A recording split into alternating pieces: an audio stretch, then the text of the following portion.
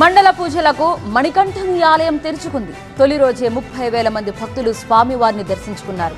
స్వామియే శరణమయ్యప్ప శరణు ఘోషతో శబరిగిరులు మారుమోగుతున్నాయి. దీంతో శబరిమల ఆధ్యాత్మిక శోభను సంతరించుకుంది.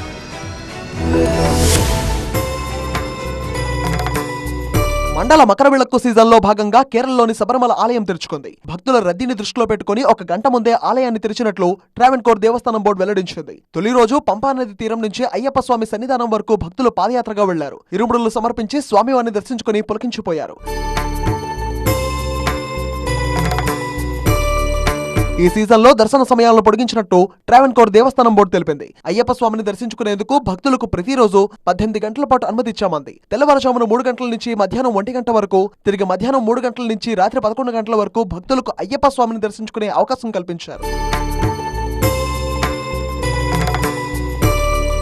మండల సీజన్ డిసెంబర్ 26 వరకు కొనసాగుతోంది. వచ్చే నెల 30వ తేదీ నుంచి మొదలయ్యే మకర విళక్కు సీజన్ జనవరి 20, 2025 వరకు కొనసాగుతోంది. అప్పుడు కూడా మండల దీక్షలు తీసుకున్న అయ్యప్ప స్వాములు భారీగా తరలి వస్తారు. గత అనుభవాల దృష్ట్యా భక్తులకు ఇబ్బంది కలగకుండా ప్రత్యేక భద్రతా ఏర్పాట్లు చేశారు అధికారులు.